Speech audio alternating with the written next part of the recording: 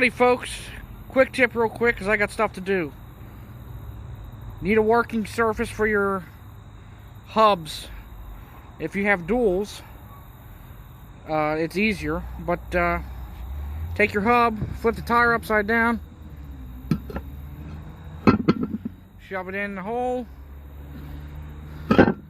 line up the lugs, drops in, there you go. Nice and sturdy work platform. So thanks for watching. See you later.